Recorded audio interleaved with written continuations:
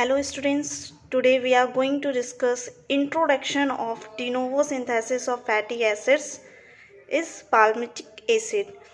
आज हम पढ़ेंगे de novo synthesis of fatty acids। देखिए कंफ्यूज मत होइएगा, और beta oxidation of fatty acids and synthesis of fatty acids दोनों में एक डिफरेंस होता है। बीटा ऑक्सीडेशन जो होता है वो माइटोकॉन्ड्रिया में परफॉर्म होती है, वो साइकिल जो चलती है वो माइटोकॉन्ड्रिया में, एंड जो फैटी एसिड की सिंथेसिस होती है वो साइटोप्लाज्म में होती है।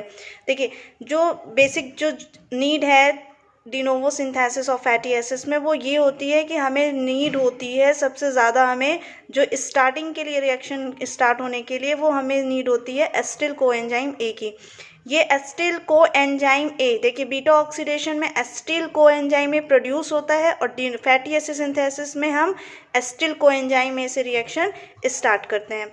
चलिए हम आगे बढ़ते हैं। देखिए डेफिनेशन क्या कहती है, de novo synthesis of fatty acids is the series of reactions which involves the method of production of palmitate from acetyl coenzyme A।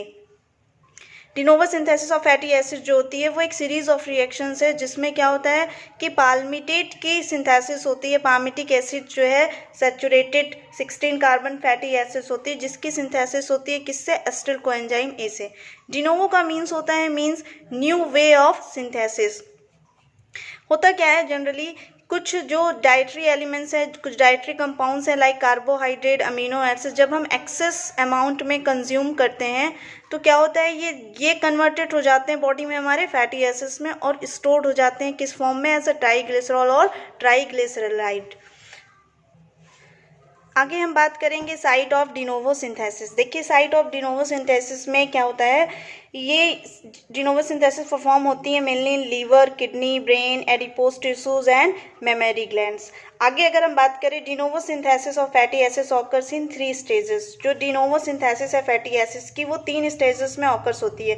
First production of acetyl coenzyme A and NADPH। NADPH reducing equivalent होता है। Conversion of acetyl coenzyme A to malonyl coenzyme A. Third reactions of fatty acid synthase complex. ये 3 stages होती हैं जिनके through हम de novo synthesis करते हैं fatty acids के। आगे हम बढ़ेंगे, यहाँ पर हम देखेंगे कि किस तरह से एसिटाइल कोएंजाइम में NADH का प्रोडक्शन होता है। देखिए एसिटाइल कोएंजाइम ए की सिंथेसिस जो होती है वो माइटोकॉन्ड्रिया में होती है। माइटोकॉन्ड्रियल मैट्रिक्स में होता क्या है, पाइरुवेट जो है पाइरुवेट ऑक्सीडेशंस के थ्रू कन्वर्ट हो जाता है यहाँ पे एसिटिल कोएंजाइम ए में, एंजाइम पाइरुवेट डिहाइड्रोजिनेज। कुछ जैसे अमीनो एसिड्स हैं, फैटी एसिड्स हैं, फैटी एसिड्स भी ऑक्सीडाइज हो जाते हैं। मैंने आपको कीटोन बॉडीज में बताया है जो फैटी एसिड से कीटोन बॉडीज कैसे बनती हैं और कैसे किस तरह से एसिटाइल कोएंजाइम फिर से बनता है, यूटिलाइजेशन में आपने पढ़ा होगा। यहाँ पर देखिए ये एसिटाइल कोएंजाइम पाइरुवेट से, अमीनो एसिड से, फैटी एसिड से, कीटोन बॉडीज से सिंथेसाइज हो जाता है यहाँ पर, लेकिन ये एसिटाइल कोएंजाइम यहाँ पर प्रोड्यूस होता है। लेकिन क्या होता है यहाँ पे ये माइटोकॉन्ड्रियल मैट्रिक्स से बाहर नहीं जा पाता, इम्परमिएबल होता है माइटोकॉन्ड्रियल मैट्रिक्स से। In that case alternative arrangements are made for the transportation of acetyl coenzyme A. होता क्या है, पाइरुवेट ऑक्सीडाइज हो जाता है, ऑक्सैलो एक्सटेट में टूटता है। यहाँ पर क्या होता है, पाइरुवेट कार्बोक्सिलेज एंजाइम लगता है।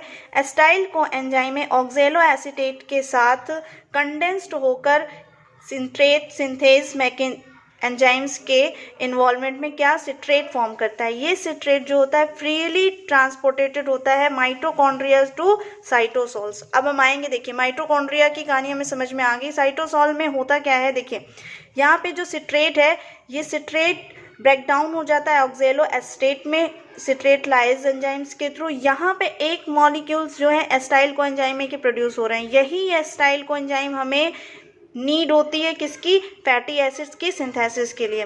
आगे जो रिएक्शंस चलती है यहाँ पे क्या होता है कि ATP का यूटिलाइजेशन भी होता है। आगे ऑक्सैलो एसीटेट मैलेट में ब्रेक डाउन हो जाता है, मैलेट पाइरुवेट में ब्रेक डाउन हो जाता है और ये पाइरुवेट फिर से साइटोसोल से माइटोकॉन्ड्रिया में जाता है और फिर से एसिटिल कोएंजाइम और ऑक्सैलो एसीटेट के साथ कंडेंस होकर सिट्रेट बनाता है।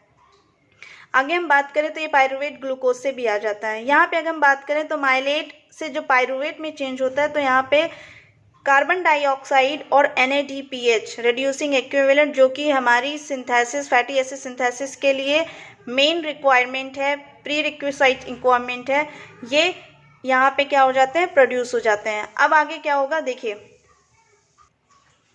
Next step conversion of acetyl coenzyme A to malonyl coenzyme A. देखिए पहले स्टेप में क्या हुआ, हमने एसिटाइल कोएंजाइम बनाया जो कि पहले माइटोकॉन्ड्रिया में बनता है, लेकिन इम्परमिएबल होने की वजह से एक अल्टरनेटिव प्रोसेस के थ्रू आता है साइटोसोल में। साइटोसोल में आने के बाद जैसे ही सिट्रेट साइटोसोल्स में आता है, ब्रेक डाउन हो जाता है, लिबरेट करता है एसिटाइल कोएंजाइम। अब ये एसिटाइल कोएंजाइम क्या करता है, सेकेंड स्टेप में मेलोनिन कोएंजाइम ए का फॉर्मेशन करता है। Acetyl coenzyme is carboxylated to melanine coenzyme A by the enzyme acetyl coenzyme A carboxylase. This is ATP dependent reactions. ATP consume होती है, ADP बाहर निकलती है and requires biotin for CO2 fixation. CO2 fixation के लिए यहाँ पे biotin की भी requirement होती है। आगे अगर हम बात करें तो देखिए यहाँ पे क्या होगा कि थर्ड स्टेप्स आएगा, जो कि क्या है हमारा reaction of fatty acid synthase complex. ध्यान दीजिएगा, यहाँ पे फैटी एसिड सिंथेस कॉम्प्लेक्स के साथ रिएक्शन होगी। जो रिमेनिंग रिएक्शंस होंगी, बाकी रिएक्शन हो गया एसिटिल कोएंजाइम में प्रोड्यूस्ड हुआ, मेलोनिन कोएंजाइम में चेंज हुआ। आगे की जो रिएक्शंस होंगी देखिए, remaining reactions of fatty acids synthesis are catalyzed by a multifunctional enzyme known as fatty acid synthase complex। जो fatty acid synthase complex होता है ये एक multifunctional enzymes होता है जो कि डाइमर कैरेक्टरिस्टिक्स का होते हैं। इसके ईच मोनोमर्स जो होते हैं वो ACP एसाइल कैरियर प्रोटीन लिए होते हैं। सो रिमेनिंग जो रिएक्शंस है वो हम डिस्कस करेंगे नेक्स्ट वीडियो में। एक बार मैं फिर से इसको डिस्क्राइब कर देती हूँ। देखिए जो डिनोवो सिंथेसिस है इसमें होता क्या है, एसिटाइल कोएंजाइम ए से हम पाल्मिटिक एसिड की सिंथेसिस करते हैं। इसमें होता क्या, सबसे पहले हम एसिटाइल कोएंजाइम में बनाते हैं, एसिटाइल कोएंजाइम को मेलोनिन कोएंजाइम ए में चेंज करते हैं, देन मेलोनिन कोएंजाइम ए के साथ हम क्या करते हैं, फैटी एसिड सिंथेस कॉम्प्लेक्स के साथ बाइंड करके हम रिएक्शंस को आगे बढ़ाते हैं। So the remaining reactions we will be discussed on next video. Okay, thank you.